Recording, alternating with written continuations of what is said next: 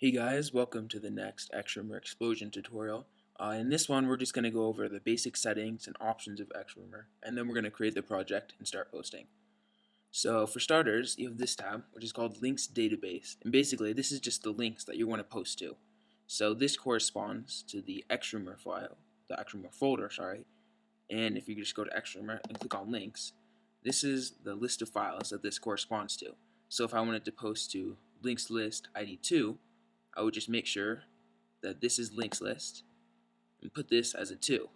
And say I wanted to post to elinks list ID3, all I'd have to do is change this to elinks list and put this as a 3. You can just leave this at default, this middle one right here. And then all you have to do is hit post. But we're not going to do that right now. We're just going to focus on some of the settings. Alright, so let's go to the next tab, which is reports. We're not going to spend a whole lot of time on this right now, but once we start posting, we'll go over. This is going to be the successful posts, partially successful, the profiles, activation required, and the rest, and we'll worry about that later. So first of all, let's start. We're going to go to options up here, and first we're going to click on proxy checking settings. Alright, so just like XRumer, we're going to choose socks 4 and 5, which is xsocks.txt, and you can ignore these server timeout number of threads and the checker script address. If you want, you can use botmaster servers, but you can use mine, and I'll show you how to get that real quick. So it's going to be http://xrumerexplosion.com/proxy/engine.php. Okay. And these next couple of settings are important. Delete duplicated proxies. You're definitely going to want to keep that checked. You don't want any duplicates. And this next one is do not check for anonymity. Even though the proxies that are on my list are usually already anonymous, I would just leave that unchecked just in case, because you don't want a proxy to leak on you. And then the enable auto fresh button, keep that checked if you want it to update. If not, you can just leave that. And then this is the maximum proxies it'll use. So it says when anonymous proxies count is reached to 500, then stop refresh. 500 is fine. You don't even have to have it that high if you don't want, because it doesn't need quite as much proxies as XRumer does. And then time of file storage, you can ignore that. And then the refresh time, this is just like in XRumer, or this is how often it's going to update the proxies. So 60 minutes, so every hour, it's going to update the proxies. And then path and files, that's just the default path. You shouldn't have to mess with that. So I'm going to hit save. And then over here in this tab, you can see the anonymity tab. So make sure use socks and the plus start posting is checked.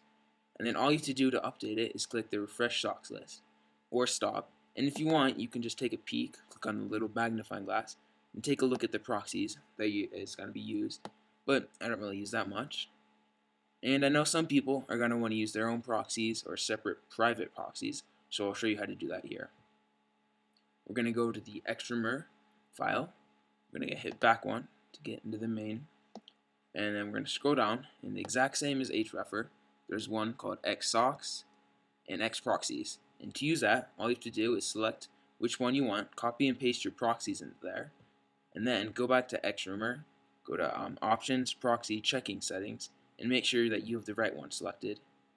And then if you're going to do that, click on uncheck enable auto refresh because you're using your own. But if not, just leave everything the way it is. Okay, the next setting is the speed versus success rate. Alright, so you can see here that there's this little bar, and on the right hand side is higher success rate, left is faster posting speeds. Basically, I'm not really sure why you would put it anywhere but right here. Even in the middle, if you want it to go faster, all you have to do is increase the threads list. So it really makes no sense to put it anywhere but up here. So you can see that as I'm dragging this bar, the values below are changing. So I'm just going to leave this on higher success rate because that's really what I want. So now we're going to get into CAPTCHAs. So you can see the options of CAPTCHA recognition. Now, probably the best thing about XRumer is that it can recognize its own CAPTCHAs. However, it's not 100% always.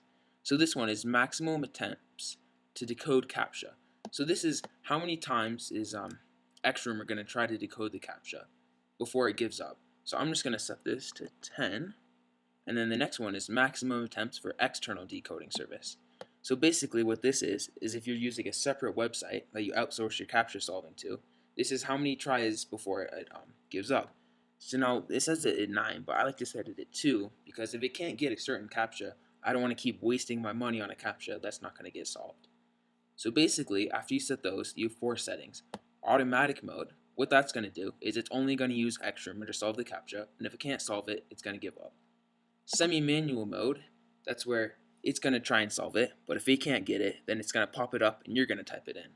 Now, I don't think that's a great idea because I personally hate typing CAPTCHAs, and sometimes it can pop up a little fast and you get behind. So the two that I recommend the most are the first one, which is use of anti-CAPTCHA service, and the last one is use of CAPTCHA bot service. Now, if you don't have any of these, if you don't have anti-CAPTCHA and you don't have CAPTCHA bot, definitely do automatic mode. However, anti-CAPTCHA and CAPTCHA bot are really great. They're cheap, and they're a great way to do them. However, I'm pretty sure they need invites. So to get into it, you can't just sign up. You have to get an invite from somebody. And it's pretty hard to get those. So there's one. Let me pull it up real quick. It's called dCAPTCHR. See, DCAPTCHER. And dCAPTCHR, you can sign up. You don't need an invite or anything. You can sign up. It's pretty cheap. I think it's $2 for 1,000 CAPTCHAs, so it's really not that expensive. And if you once you're logged in and you add money to your account, if you just go to the downloads page right here, you can see under plugin they have dCAPTCHR XRumer plugin, which pretty easy to install. You just click download. It's a simple setup file, and you can start using dCAPTCHR with XRumer. And so once you do that, to edit your settings, so if you want to use anti-CAPTCHA, or if you want to use CAPTCHA bot, or if you want to use dCAPTCHR, you're going to go to the XRumer folder, and we're going to scroll up here.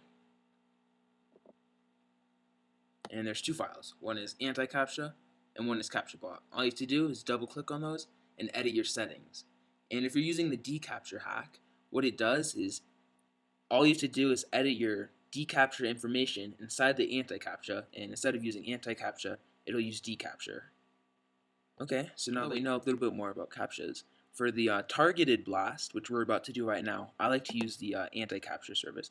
But for the lesser targeted ones, where it's not as important, I just tend to leave it on automatic, so that way I'm not wasting my money with CAPTCHAs. So once you got everything set up, just click on save. And we're going to go to the next one. And this one is anti-spam system. Now, normally, probably 90% of the time, you're not going to use this. Basically, what the anti-spam system does is it looks at a form, it sees the content that's already on there, and it'll try to take that content and put it into your post so that it seems less spammy and more natural looking.